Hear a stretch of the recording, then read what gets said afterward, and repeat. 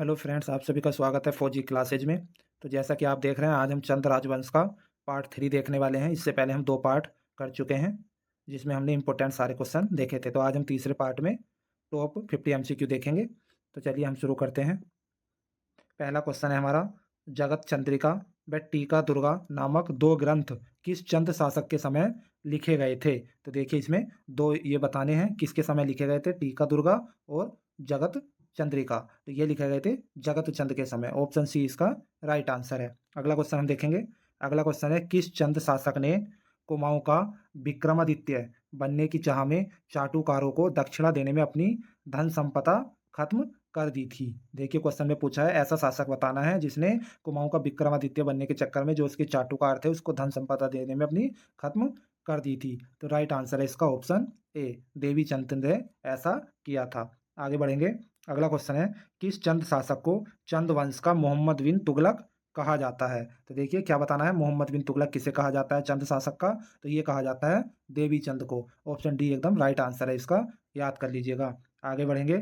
अगला क्वेश्चन है, देवी चंद को चंद वंश का तुगलक किसने कहा है? अब बताना है इसमें कि देवी चंद को चंद वंश का जो तुगलक है वो किसने कहा है? तो ये कहा है एटकिंसन ने। ऑप्शन सी इसका राइट आंसर है और इसको स्टार कर लीजिएगा। ये क्वेश्चन एग्जाम में आ चुका है और आगे भी आने के चांस है। अगला क्वेश्चन है हमारा कि किस चंद शासक की मृत्यु चेचक से हुई थी? तो देखिए, बताना है इसमें कि चेचक से किस चंद शासक की मृत्यु हुई है। क्वेश्चन में ये पूछा है, तो ये था जगत चंद। जगत चंद एक ऐसा शासक था जिसकी मृत्यु चेचक से हुई थी। हमारा जो नेक्स्ट क्वेश्चन है वो है, किस चंद शासक का शासन गैणागर्दी के नाम से जाना जाता है? देखिए, क्वेश्चन में पूछा है कि गैणागर्दी के नाम से किस चंद शासक का शासन जाना जाता है? तो वो जाना जाता है अजीत चंद का। ऑप्शन डी इसका एकदम राइट आंसर है। अजीत चंद का जो शासन में एक 2 नाम थे, एक था पूरनमल और उसके पिता थे माणिकमल। ये क्या करते थे, खुलकर अपनी मनमानी करते थे और इन्हीं को गैणागर्दी कहा जाता है। इनको गैणाविष्ट कहा जाता था, इसलिए इनके शासन को गैणागर्दी के नाम से जाना जाता था, अजीत चंद के। आगे बढ़ेंगे। हमारा जो नेक्स्ट क्वेश्चन है ये है, चंदवंश का अनपढ़ राजा कौन था? तो देखिए, इसमें चंद्रवंश का क्या पूछा है, अनपढ़ राजा पूछा है। तो क्वेश्चन अच्छा है और याद कर लीजिएगा। इसका राइट आंसर है ऑप्शन डी, कल्याण चंद जो चतुर्थ था उसे चंद्रवंश का अनपढ़ राजा कहा जाता है। ठीक है, बढ़ेंगे आगे। अगला क्वेश्चन है, किस चंद शासक ने लक्ष्य होम एवं कोटि होम नामक यज्ञ किए थे? देखिए, 2 यज्ञ किए थे, एक था लक्ष्य होम और एक कोटि होम। तो ये कौन सा चंद शासक था? तो ये था देवी चंद। देवी चंद ने ये 2 यज्ञ किए थे। आगे बढ़ेंगे। अगला क्वेश्चन देखते हैं, रणचूला का युद्ध किस किस के बीच हुआ था? तो देखिए, रणचूला का युद्ध बताना है किस किस के बीच हुआ था। तो ये हुआ था देवी चंद और किसके, प्रदीप शाह के बीच हुआ था रणचूला का युद्ध। और इसमें जो है गढ़वाली सेना जो है वो हार गई थी। प्रदीप शाह की सेना इसमें हार गई थी, ये भी याद रखिएगा। और अगला क्वेश्चन देखिए, ये भी इन्हीं के बीच हुआ था, गड़ा या गड़ोली का युद्ध। ये भी इंपॉर्टेंट है, याद रखिएगा। ये युद्ध जो हुआ था ये भी देवी चंद और प्रदीप शाह के बीच हुआ था। बस इसमें अंतर ये था कि इसमें गढ़वाली सेना जो है ये जीत गई थी। लड़ाई के युद्ध में गढ़वाली सेना जीती जीती थी, ये याद रखिएगा। आगे बढ़ेंगे। हमारा अगला क्वेश्चन है, किस चंद शासक ने दिल्ली पर आक्रमण किया था जिस कारण रुद्रदत्त पंत ने इसे पागल शासक कहा है? देखिए, इंपॉर्टेंट क्वेश्चन है, इसको जो है स्टार कर लीजिएगा। ठीक है, ये बताना है हमें कि ऐसा चंद शासक जिसने दिल्ली पर आक्रमण कर दिया था, इसलिए रुद्रदत्त पंत ने इसे पागल शासक कहा है। तो ये था देवी चंद। देखिए, ऐसा क्यों कहा गया था, क्योंकि दिल्ली जो है एक बहुत बड़ा साम्राज्य था मुगलों का, और जो हमारा ये चंद शासन था ये एक छोटा सा साम्राज्य था। अगर कोई इतने छोटे शासक दिल्ली पर आक्रमण करता है तो वो पागल ही कहलाएगा, क्योंकि जीतना तो उसे था नहीं, इसलिए रुद्रदत्त पंत ने इसे पागल शासक कहा था। आगे बढ़ेंगे। अगला क्वेश्चन देखेंगे कि कुमाऊं का कुंभकर्ण किस चंद शासक को कहा जाता है? देखिए, कुंभकर्ण इसमें बताना है कुमाऊं का किसे कहा जाता है। तो ये भी कल्याण चंद चतुर्थ को कहा जाता है। इसे ही कुमाऊं का अनपढ़ राजा भी कहा जाता है और कुंभकर्ण भी कहा जाता है। अच्छे से याद करिएगा। तो फ्रेंड, बीच में एक छोटी सी जानकारी है कि हमारे चैनल पे आपको ऐसे ही उत्तराखंड का सारा जीके ऐसे क्वेश्चन आंसर के रूप में मिलने वाला है, ताकि आपको ये लंबे समय तक याद रहे। तो फ्रेंड्स, वीडियो को जो है लाइक शेयर कर दीजिए और चैनल को सब्सक्राइब कर लीजिए, ताकि आपको आगे भी ऐसी वीडियो मिलती रहे। ठीक है, बढ़ेंगे आगे। अगला क्वेश्चन देख लेते हैं कि कुमाऊं एवं गढ़वाल की सेना पहली बार दूनागिरी के युद्ध में किसके खिलाफ मिलकर लड़ी थी? देखिए, बहुत अच्छा क्वेश्चन है। इसमें यह बताना है कि देखिए, ज़्यादातर जो कुमाऊं एवं गढ़वाल जो है ये आपस में युद्ध बहुत किए हैं इन्होंने, आपस में ये सेना लड़ती थी। लेकिन एक ऐसा युद्ध हुआ जो दूनागिरी का युद्ध था, जिसमें कुमाऊं एवं गढ़वाल की सेना एक साथ लड़ी थी। किसके खिलाफ लड़ी थी? तो ये रूहेलों के खिलाफ लड़ी थी। ऑप्शन बी इसका राइट आंसर है। आगे बढ़ेंगे। अगला क्वेश्चन हमारा है कि किस चंद शासक के समय रोहिलों का आक्रमण हुआ था। देखिए अभी पीछे हमने देखा उसी से रिलेटेड क्वेश्चन है। रोहिलों का जो आक्रमण हुआ था ये किसके समय हुआ था, उस समय कौन चंद शासक था। तो देखिए ये इसका राइट आंसर है कल्याण चंद चतुर्थ। उस समय कल्याण चंद चतुर्थ का शासन था, याद रखिएगा। नेक्स्ट क्वेश्चन इसी से संबंधित है कि कल्याण चंद ने रोहिलों के आक्रमण से बचने के लिए, रोहिलों ने जब आक्रमण किया तो उनसे बचने के लिए गढ़वाल के किस शासक के यहाँ शरण ली थी। इसने क्या किया था जब रोहिलों ने आक्रमण किया कुमाऊं पर, तो ये गढ़वाल के यहाँ शरण लेने चला गया था। तो उस समय गढ़वाल पर किसका शासन था, यही बताना है। तो राइट आंसर जो है इसमें हो जाएगा किसका था शासन था उस समय, तो प्रदीप शाह का शासन था। ऑप्शन सी इसका राइट आंसर है, अच्छे से याद कर लीजिएगा। अगला क्वेश्चन लाते हैं अपना स्क्रीन पर कि रुद्रदत्त पंत ने कुमाऊं का वैरम खां किसे कहा था। रुद्रदत्त पंत ने कुमाऊं का वैरम खां कहा है, तो ये कहा है शिवदेव जोशी को कुमाऊं का बैरम खां कहा है। आगे बढ़ेंगे। अगला क्वेश्चन है कि किस चंद शासक ने मुगल बादशाह रंगीला को भेंट देने के लिए जागेश्वर मंदिर से ऋण लिया था। देखिए बहुत अच्छा क्वेश्चन है, ये एग्जाम में पूछा जाता है, स्टार कर लीजिएगा इसको। ऐसा चंद शासक बताना है जिसने मुगल बादशाह रंगीला को भेंट देने के लिए जागेश्वर मंदिर से ऋण ले लिया था। तो ये था कल्याण चंद चतुर्थ। ऑप्शन सी इसका एकदम राइट आंसर है और अच्छे से इसको नोट आप कर लीजिएगा। आगे देखेंगे। हमारा अगला क्वेश्चन है कि कुमाऊं का शाहजहां किसे कहा जाता है। देखिए छोटा सा क्वेश्चन है और बहुत ही इंपॉर्टेंट ये क्वेश्चन है। कुमाऊं का जो शाहजहां कहा जाता है ये दीपचंद को कहा जाता है। ऑप्शन सी इसका राइट आंसर है। ठीक है, आगे बढ़ेंगे और अगला क्वेश्चन देखेंगे कि वर्ष 1779 में जो बगवाली पोखर का युद्ध हुआ था, कौन सा पूछा है देखिए, बगवाली पोखर का युद्ध हुआ है 1779 में, ये किस किस के बीच हुआ था, ये यहाँ पर बताना है। तो देखिए जो बगवाली पोखर का युद्ध हुआ था ये हुआ था मोहनचंद एवं ललित शाह के बीच हुआ था। ऑप्शन डी इसका राइट आंसर है। और इसमें जो है ललित शाह जो है जीत गया था और मोहनचंद हार गया, भाग गया था वहां से। ठीक है, याद रखिएगा। आगे बढ़ेंगे। अगला क्वेश्चन है हमारा, ऐसा शासक कौन था जिसने कुमाऊं एवं गढ़वाल दोनों पर शासन किया है। देखिए ये भी बहुत ही इंपॉर्टेंट क्वेश्चन है क्योंकि ये बहुत ही रेयर केस हुए हैं। ज़्यादातर आपने देखा है कि कुमाऊं गढ़वाल में युद्ध हुए हैं और अलग अलग इनमें शासन चल रहा था। कुमाऊं पर जब चंद शासन चल रहा था तो गढ़वाल पर उस समय पवार वंश का शासन चल रहा था। लेकिन एक ऐसा भी शासक हुआ जिसने कुमाऊं एवं गढ़वाल दोनों पर शासन किया है, तो वो था प्रद्युम्न चंद, जिसे प्रद्युम्न शाह के नाम से भी जाना जाता है। ये याद रखिएगा, बहुत ही इंपॉर्टेंट क्वेश्चन है। आगे बढ़ेंगे। अगला क्वेश्चन हम देख लेते हैं, दीपचंद को गूंगा शासक, देखिए गूंगा शासक किसने कहा है। अब इसमें बताना है कि दीपचंद को गूंगा शासक कहा गया है, तो ये किसने कहा। तो इसका राइट आंसर हो जाएगा ऑप्शन सी, हैमिल्टन ने दीपचंद को गूंगा शासक कहा है। इसकी एक हैमिल्टन की एक पुस्तक हुई है, आप नोट करना चाहते हैं तो कर लीजिए, किंगडम ऑफ नेपाल, पुस्तक का नाम है किंगडम ऑफ नेपाल। इसी पुस्तक में हैमिल्टन ने दीपचंद को गूंगा शासक कहा है। इसको अच्छे से याद रखिएगा, ऐसे ही क्वेश्चन एग्जाम में पूछे जाते हैं। तो फ्रेंड वीडियो में आपको लग रहा है कि मेहनत हुई है तो वीडियो को लाइक शेयर जरूर करके जाना, और आपका सपोर्ट चाहिए तो चैनल को जरूर सब्सक्राइब कर देना। अगला क्वेश्चन देख लेते हैं। अगला क्वेश्चन है हमारा कि चंद शासकों के ताम्रपत्रों के लेखकों को क्या कहा जाता था। देखिए क्वेश्चन को समझिए, चंद शासन जब चल रहा था उस समय जो ताम्रपत्रों को लिखते थे उन्हें क्या कहा जाता था, तो उन्हें कहा जाता था जोशी। जोशी जो होते थे वो चंद शासकों के ताम्रपत्रों को लिखने का कार्य करते थे। आगे बढ़ेंगे।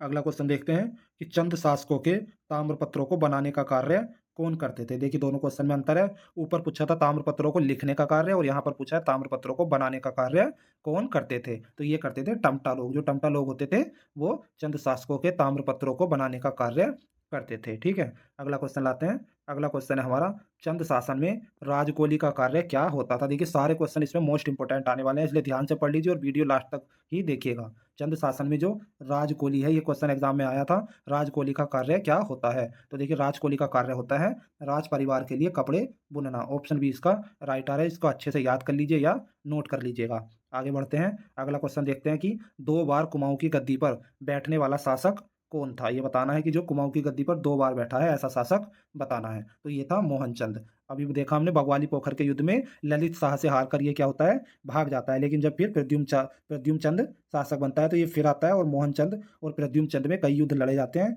जिसमें क्या होता है एक दोलापाली ग्राम या नेथड़ागढ़ी का युद्ध भी होता है। नोट कर लीजिएगा चाहे आप। तो क्या होता है, दोलापाली या नेथड़ागढ़ी के युद्ध में ये जो है मोहनचंद जीत जाता है और कुमाऊं का दोबारा शासक बन जाता है। इस प्रकार 2 बार कुमाऊं की गद्दी पर बैठने वाला ये पहला शासक हुआ है मोहनचंद, अच्छे से याद रखिएगा। आगे बढ़ेंगे। क्वेश्चन है, किसके द्वारा मांगा कर लगाया गया था। देखिए एक कर स्टार्ट हुआ था उस समय मांगा कर, तो ये किसने लगाया था, तो ये मोहनचंद ने ही लगाया था मांगा कर। उस समय क्या हुआ था कि युद्ध लड़कर क्या हो गया था, इसका जो है सरकारी खजाना खाली हो गया था और सेना को वेतन देने के लिए भी इसके पास धन नहीं था, तो इसलिए इसने जनता पर क्या लगाया था, मांगा कर लगाया था, याद रखिएगा, मोहनचंद ने।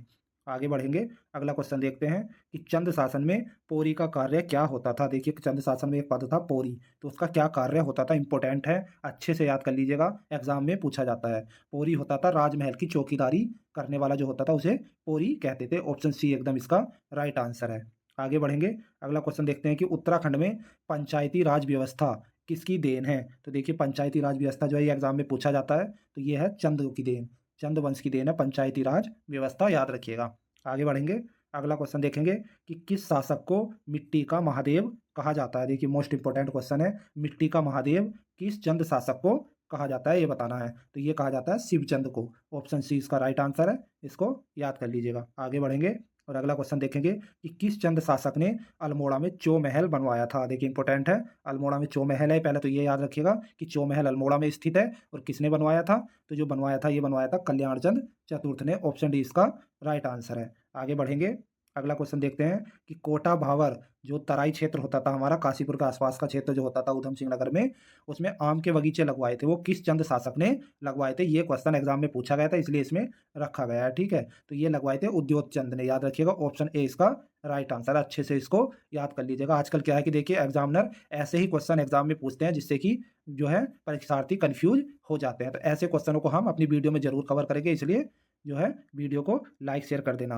अगला क्वेश्चन है कि अल्मोड़ा के त्रिपुरा सुंदरी मंदिर का निर्माण किसने करवाया था। देखिए त्रिपुरा सुंदरी मंदिर भी अल्मोड़ा में स्थित है, ये याद रखिएगा, और जो इसका निर्माण करवाया था ये उद्योग चंद ने करवाया था। ऑप्शन डी राइट आंसर है, अच्छे से याद कर लीजिएगा, ठीक है। और अब बढ़ते हैं आगे और अगला क्वेश्चन देखते हैं कि भीमताल में भीमेश्वर महादेव, याद रखिएगा भीमताल में है भीमेश्वर महादेव मंदिर, ये किसने बनवाया था। तो ये बनवाया था बाज बहादुर चंद ने। ऑप्शन सी इसका राइट आंसर है, भीमताल में जो भीमेश्वर महादेव का मंदिर बनवाया था बाज बहादुर चंद ने बनवाया था। आगे बढ़ेंगे, अगला क्वेश्चन देखते हैं कि किस शासक को उदास बूढ़ा या अन्यायी राजा कहा गया है। मोस्ट मोस्ट इंपोर्टेंट क्वेश्चन है, डबल स्टार इसको करके रखिएगा। जो किस शासक को उदास बूढ़ा या अन्यायी राजा कहा गया है, तो ये कहा गया है बाज बहादुर चंद को। ऑप्शन डी इसका एकदम राइट आंसर है, अच्छे से याद रखिएगा, बहुत ही इंपॉर्टेंट क्वेश्चन है। आगे बढ़ते हैं, ठीक है। अगला क्वेश्चन देखते हैं कि गढ़वाल की झांसी की रानी, गढ़वाल की झांसी की रानी के नाम से किसे जाना जाता है। तो ये जाना जाता है तीलू रोतेली को, याद रखिएगा, ठीक है। ये सोतेली नहीं है, इसको करेक्शन कीजिएगा, रोतेली है। तीलू रोतेली को गढ़वाल की झांसी की रानी के नाम से जाना जाता है। तो देखिए अगला क्वेश्चन हमारा है कि चंद शासक मुख्य रूप से किसके उपासक थे। तो देखिए इसमें बताना है जो चंद शासक थे वो मुख्य रूप से किसके उपासक थे। तो वे थे शिव के, शिव भगवान के उपासक थे चंद शासक, याद रखिएगा, ठीक है। आगे बढ़ेंगे और अगला क्वेश्चन देखेंगे, चंद राजाओं का कुख्यात कारागार कहाँ था। देखिए चंद जो शासन था उस समय कुख्यात कारागार मतलब जेल, ये कहाँ स्थित थी। तो ये थी सीराकोट में स्थित थी। ऑप्शन सी इसका एकदम राइट आंसर है। आगे बढ़ेंगे और अगला क्वेश्चन देख लेते हैं। अगला क्वेश्चन है हमारा, लाल मंडी को फोर्ट मोइरा का किला किसने कहा है। देखिए मोस्ट इंपोर्टेंट क्वेश्चन है, एग्जाम में आता है, ये पूछा जाता है। लाल मंडी जो किला है हमारा, ठीक है, लाल मंडी किला पहले तो कहाँ स्थित, ये आपका अल्मोड़ा में स्थित है। तो लाल मंडी को जो फोर्ट मोइरा भी कहा जाता है, तो ये किसने कहा था। तो ये कहा था ई गार्डनर ने, ये याद रखिएगा। ऑप्शन ए इसका राइट आंसर है, ठीक है, अच्छे से याद रखिएगा। और देखिए जो लाल मंडी या फोर्ट मोइरा किले का निर्माण करवाया था, ये भी याद रखिएगा आप, ये कल्याण चंद ने करवाया था, 1563 में करवाया था। किसने करवाया था, कल्याण चंद ने करवाया था, याद रखिएगा, ठीक है। आगे बढ़ेंगे, अगला क्वेश्चन देखते हैं कि नैथड़ा का किला कहाँ स्थित है। देखिए नैथड़ा का किला इंपॉर्टेंट है, एग्जाम में पूछा जाता है। नैथड़ा का किला जो है ये अल्मोड़ा में स्थित है। ऑप्शन बी इसका एकदम राइट आंसर है, और ये गोरखा कालीन माना जाता है, यानी गोरखों के समय ये बना था, अच्छे से याद रखिएगा। आगे बढ़ेंगे और क्वेश्चन है कि बाणासुर का किला कहाँ स्थित है, ये भी इंपॉर्टेंट है। बाणासुर का जो किला है ये कहाँ स्थित है, ये चंपावत में स्थित है, और इसके कुछ अन्य नाम भी है, उसको जरूर जो नोट कर लीजिएगा ताकि आपको वो याद रहे। जो बाणासुर का किला है उसे ही कोटालगढ़ का किला भी कहते हैं, इसको नोट कर लीजिएगा। और स्थानीय भाषा में जो है इसको क्या कहा जाता है, तो स्थानीय भाषा में इसे कहा जाता है मारकोट, स्थानीय भाषा में इसे मारकोट कहा जाता है, ये भी आप जो है नोट कर लीजिएगा, मारकोट, मारकोट कहा जाता है इसको स्थानीय भाषा में, ठीक है। तो ये थे आज के इंपॉर्टेंट क्वेश्चन चंद्रवंश से रिलेटेड। एग्जाम में जो क्वेश्चन बनते हैं यहीं से बनते हैं, इससे बाहर कोई क्वेश्चन आपके नहीं जाते हैं। तो वीडियो इससे पहले 2 वीडियो चंद्रवंश की डाली गई है, उनको आप अच्छे से देख लीजिए ताकि आपका ये चंद्रवंश पूरी तरह आपका क्लियर हो सके। इसमें एक वीडियो और आनी है चंद्रवंश के प्रशासन की, फिर ये चंद्रवंश कंप्लीट हो जाएगा। ठीक है, तो फ्रेंड्स वीडियो पसंद आया तो लाइक शेयर कर दीजिए और चैनल को सब्सक्राइब कर लीजिए, क्योंकि आपके सपोर्ट से ही हम आपके लिए ऐसी वीडियो बनाते रहेंगे। चलिए मिलते हैं नेक्स्ट वीडियो में नेक्स्ट टॉपिक के साथ। जय हिंद, जय भारत।